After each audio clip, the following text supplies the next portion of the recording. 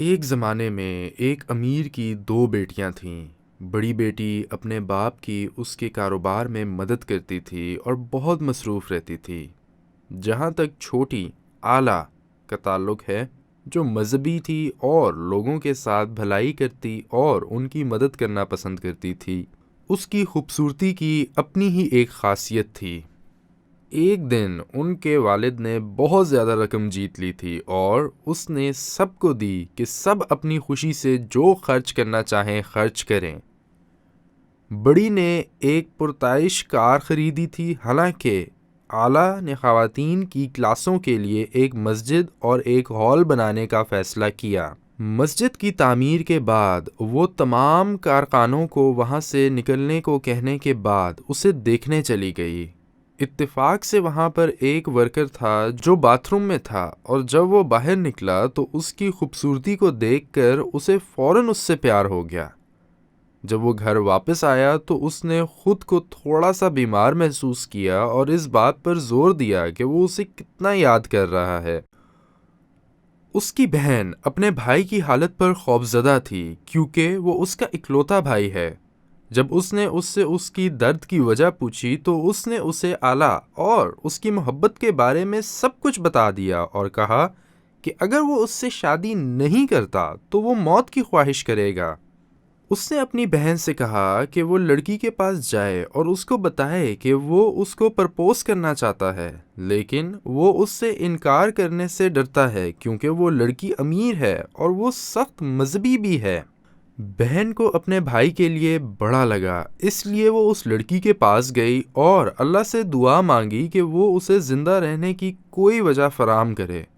وہ حیران تھی کہ لڑکی نے اس کا استقبال کیسے کیا، اور اس نے اس کے بھائی کو پیغام دیا، اسے 40 راتوں کو نماز پڑھنی ہے، پھر ہم بات کریں گے۔ بہن اپنے بھائی کے لیے پیغام لے کر گھر واپس پہنچی، کیونکہ اس نے اسے یہ کہتے ہوئے واقعی خوشی دی، میں آج رات سے نماز پڑھنا شروع کروں گا۔ پہلی رات پوری نماز میں اعلیٰ کے حسن کے بارے میں سوچتا رہا۔ دوسرے اور تیسرے دن اس کے خیالات اس کے سر اور دل کو ڈھانپ رہے تھے۔ چوتھی رات میں وہ اللہ کے قرب حاصل کرنے لگا۔ وہ دن بدن اللہ کا قرب حاصل کرتا رہا، یہاں تک کہ 40 راتیں پوری کر لیں۔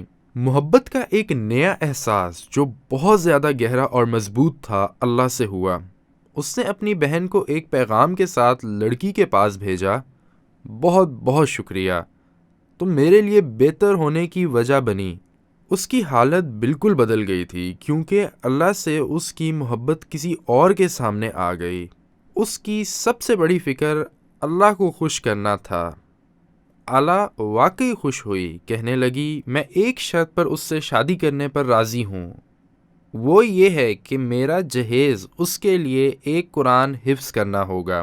بہن نے جو سنا اس پر اس کو یقین نہ آیا، اور وہ اپنے بھائی کو اعلیٰ کی بات بتانے گھر واپس چلی گئی۔ اس نے کہا، اللہ کا شکر ہے، 40 راتوں میں نے قرآن کے 4 باب حفظ کیے ہیں، اور میں اللہ سے دعا مانگ رہا تھا کہ باقی قرآن کو بھی حفظ کرنے کی مدد ملے، اور میں اللہ کے ساتھ اپنی وفاداری کو اپنی پہلی ترجیح کے طور پر جاری رکھوں گا۔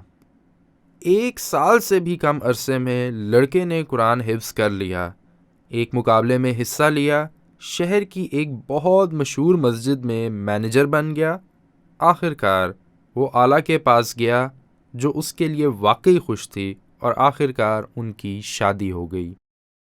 ما عندكم ينفد وما عند الله باق ولنجزين الذين صبروا أجرهم بأحسن ما كانوا يعملون من عمل صالحا من ذكر أو أنثى وهو مؤمن فلنحيينه حياة طيبة ولنجزينهم أجرهم بأحسن ما كانوا يعملون